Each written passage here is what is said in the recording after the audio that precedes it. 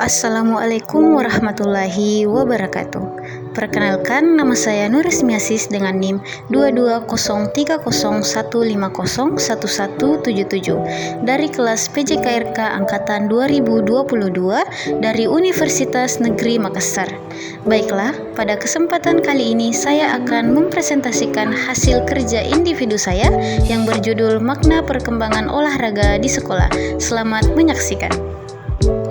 Sejalan dengan perkembangan dari waktu ke waktu, perkembangan olahraga di sekolah telah mengalami perubahan-perubahan. Hal ini nampak dari perubahan nama yang digunakan dari satu periode waktu ke periode waktu lainnya. Perubahan nama tersebut mencerminkan pula makna dan bentuk aktivitas olahraga yang dilakukan saat itu.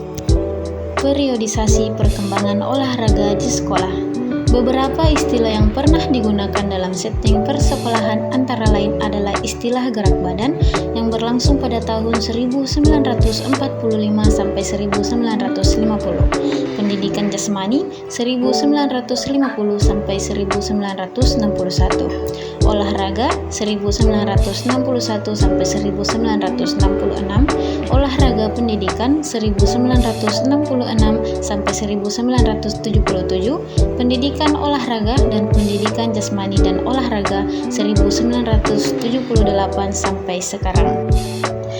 Masa gerak badan 1945 sampai 1950. Bersamaan dengan proklamasi kemerdekaan Republik Indonesia pada tanggal 17 Agustus 2009, pemerintah Republik Indonesia makin menyadari pentingnya pendidikan untuk pembangunan bangsa dan negara, termasuk di dalamnya gerak badan di sekolah. Di sekolah-sekolah diberikan aktivitas gerak badan dalam bentuk permainan, atletik, senam, dan khusus untuk sekolah menengah tinggi sekarang disebut dengan SMA, ditambah dengan latihan militer. Masa pendidikan jasmani 1950 sampai 1961. Terbitnya Undang-Undang Nomor 4 Tahun 1950 yang kemudian menjadi Undang-Undang Nomor 12 Tahun 1954 memberikan landasan kuat kepada pelaksanaan kegiatan olahraga di sekolah.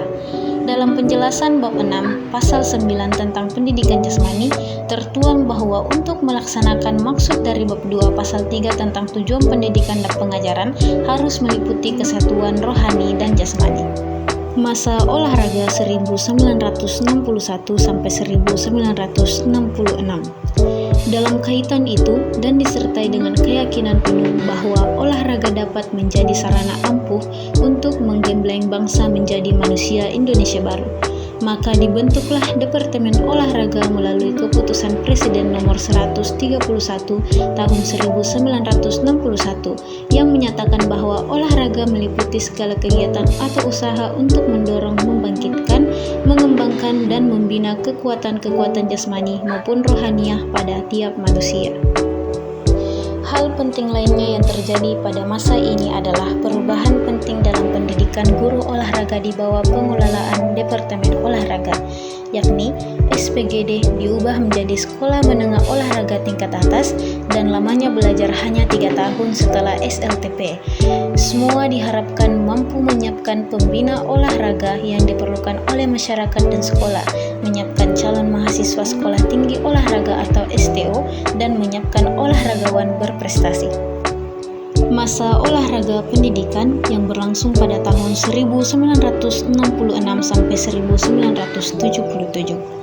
Pada masa olahraga pendidikan, pengelolaan olahraga berada di bawah Departemen Pendidikan dan Kebudayaan.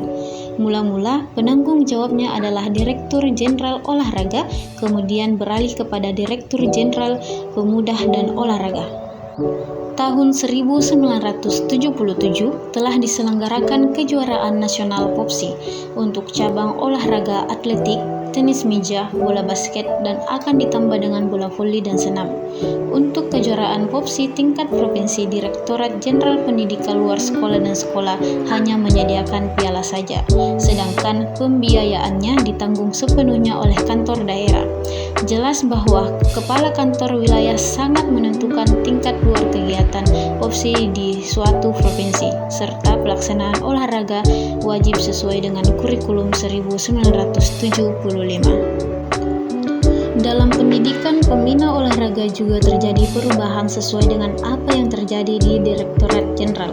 Sesuai keputusan Direktur Jenderal Olahraga dan Pemuda nomor 39/1974 tertanggal 3 Mei 1974 mengubah SMO menjadi Sekolah Guru Olahraga atau SGO dengan maksud agar lulusannya diakui memiliki kemampuan untuk menjadi guru olahraga di sekolah dan juga menjadi pembina olahraga di masyarakat. Di semua ditambahkan 1 tahun untuk mengintensifkan ilmu keguruan. Masa pendidikan olahraga dan Penjaskes 1978 sampai sekarang. Perubahan nama tersebut berturut-turut adalah pendidikan olahraga, olahraga kesehatan, pendidikan olahraga dan kesehatan, dan terakhir sebagaimana tercantum dalam Kurikulum Pendidikan Dasar 1993 dan Kurikulum Menengah Umum 1995 adalah pendidikan jasmani dan kesehatan. Adanya perubahan-perubahan demikian dapat diartikan adanya dinamika yang tinggi dalam konsep penyajian olahraga di sekolah.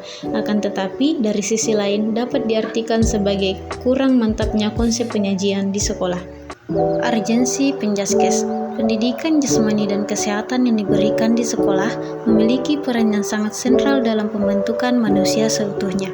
Pendidikan jasmani tidak hanya berdampak positif pada pertumbuhan fisik anak, melainkan juga perkembangan mental, intelektual, emosional, dan sosial.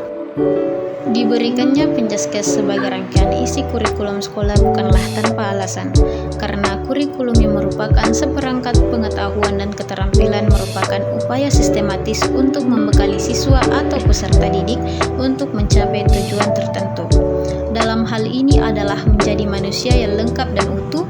Tidak ada pendidikan yang lengkap tanpa pendidikan jasmani, dan tidak ada pendidikan jasmani tanpa media gerak, karena gerak sebagai aktivitas jasmani merupakan dasar alami bagi manusia untuk belajar mengenai dunia dan dirinya sendiri.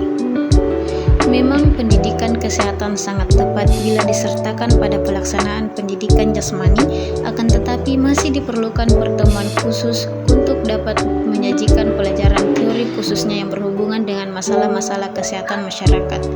Bila konsep olahraga kesehatan dipahami secara tepat, maka sasaran pendidikan jasmani dan kesehatan di sekolah akan dapat dicapai dengan baik dan derajat kebugaran jasmani siswa akan ditingkatkan. Sekian presentasi yang dapat saya sampaikan, semoga dapat bermanfaat dan bernilai ibadah. Lebih dan kurangnya mohon dimaafkan karena sejatinya saya hanyalah manusia biasa yang tak luput dari kesalahan. Wabillahi taufiq wal hidayah. Wassalamualaikum warahmatullahi wabarakatuh.